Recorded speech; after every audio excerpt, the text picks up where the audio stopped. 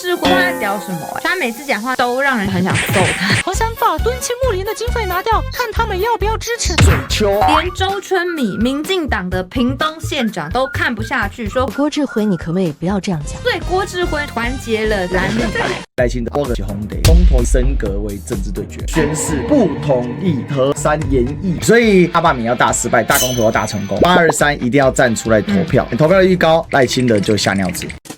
Ladies and gentlemen, welcome the host.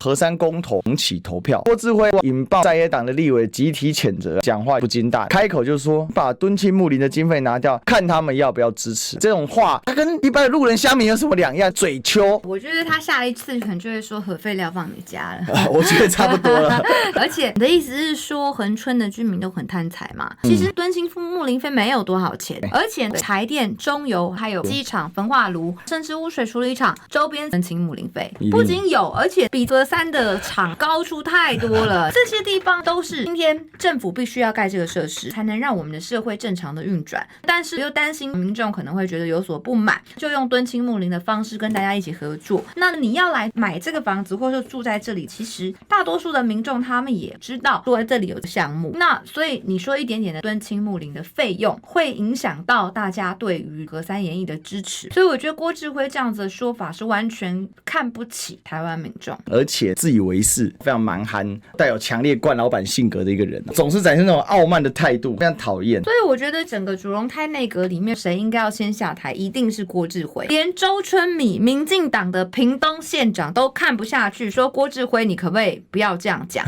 连吴思瑶都说我不是经济部的发言人，是不是可以请郭智辉部长再好好想一想？所以郭智辉团结了蓝绿白，对他的怨念之深之不爽。王世坚讲更辣，郭智慧的说法非常不妥，很可恶，显示心中的权力傲慢，完全不了解地方心声跟民众对核电的忧虑。建议他做一天和尚敲一天钟，不该讲的话不要轻易说出口，死性不改。其实意思就是你任期有限，而且他一定会走人的。他从一开始在这边胡言乱语就已经惹得大家很毛。可我觉得他最可恶的，不知道他在屌什么他每次讲话那个态度都让人家觉得很想揍他。后来郭智慧回答：我失言吗？我只是做社会问卷调查。我的天，那你要不要转当学者好了？赖世宝呛郭智慧：你把绿电支不支持风电光电？我觉得这个酸的还蛮好笑的另外酸的无知无能的阁员卓荣泰当成宝，可是我觉得宝哥忽略了一个事情，郭智慧之所以可以不被换掉，跟他有没有能力没有关系，他是王的男人。因为郭智慧其实是赖清德读书会成员，郭智慧也长期支持赖清德。郭智慧这几年当然赚了不少钱因为从月主要就帮忙建厂，所以台积电到处开厂还是到处建厂，所以你叫郭智慧去谈判经贸，他当然会不断想加码忍不住哎呀从月好赚，所以我觉得郭智慧真是这样糟糕。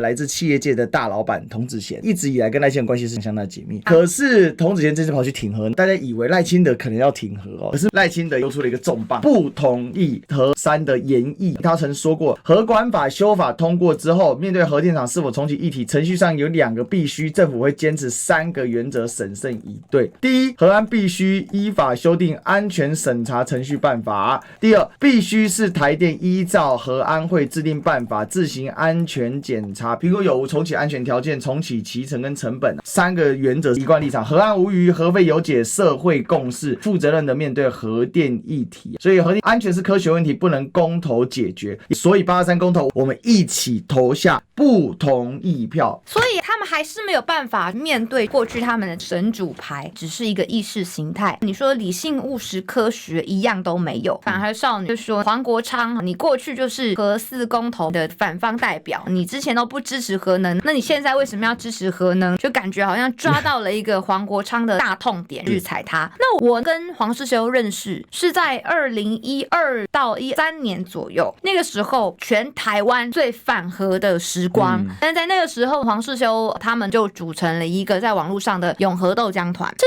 13年的过程当中，支持核电的团体非常积极的推广科学的论述，改变民众对于辐射无形的恐惧。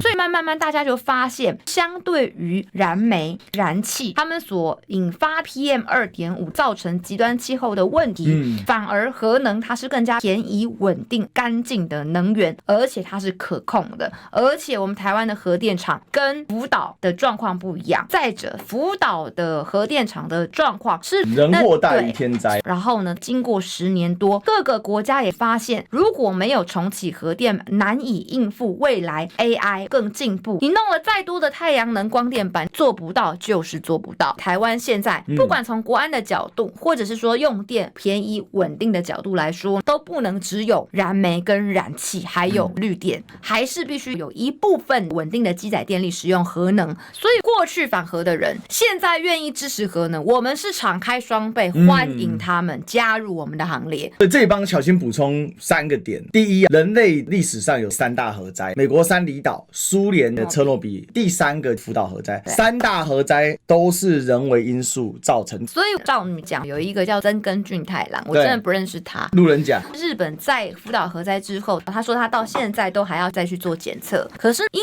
为核灾所引发有肺腺癌或是什么样的状况而离世的人有吗？没有。所以我不晓得一个国家在发生一个人为疏失的核灾事件之后，对于周边的居民，请他们定期接受检查，避免有没有掌握的状况发生，这件事情是有什么错误？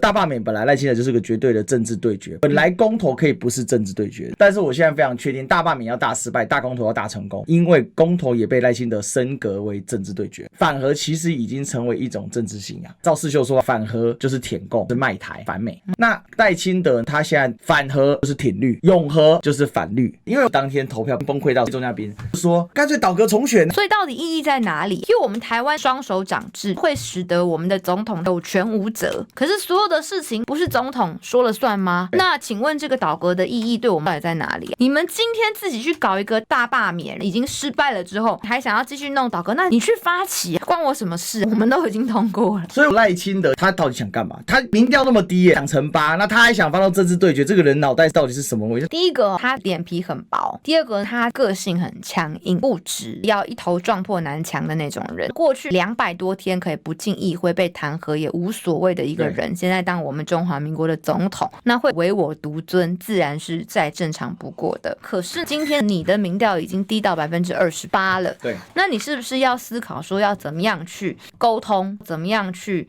做民众希望你该做的事情，让你的民调可以回稳？但他还是在搞大罢免。今天你说你要投不同意票，那电力的问题要怎么解决？台电要不要继续拨补？那这些问题你未来要不要跟在野党来讨论？还是你又要再用蓝白砍预算那一招？他的意思就是我行政院只要不同意，你立法院你就是违宪，那不是变成是你行政院独大嘛？对，你把立法院的立法权给阉割嘛？违宪没违宪都是你自己讲的到底违宪的是谁？请问这种情况到底还要多久？卓荣泰史上复议最多次的行政院长，也是可能史上送违宪案最多的立法院或是政党，这样子做朝野的对抗，到底对人民有什么好处？林岱樺前几天咨询卓荣泰1万块什么时候要发？法律已经过了，总统已经核定了，你说给你2个月，你发不出来，你救这个国家，救赖清德。所以你们政府的行政效率这么差，你觉得赖清德的卓荣泰的民调怎么会好？民众能等吗？灾民能等吗？现在受到关税战、失业放无薪假的人，他们能等吗？台美的关税产业振兴方案只有给900多亿，今天下午要宣布增加200亿，国民党是非常反对的，我们认为不够。像这件事情能说是扯政府后腿吗？我们鼓励你多边预算协助产业，结果你自己不要。说明政府对于产业振兴方案不重视，而且给哪里怎么去操作，怎么细节完全都没有。现在劳动部还在吹，目前是有史以来失业率最低的时候，到现在还要粉饰太平多久？所以其实从郭智慧到劳动部，它是一脉相承，这里面贯穿的就是赖清德什么东西都拿来做政治对决。现在他就是势无可反，他现在就是不断拥抱青鸟，他觉得拥抱这群青鸟很温暖，而且他无所不能。他一再失败就怪手下办事不力，所以他脑袋瓜里只有认为我这综合挂号是红的，所以希望大家823一定要站出来投票，投票率高，赖清德就吓尿子。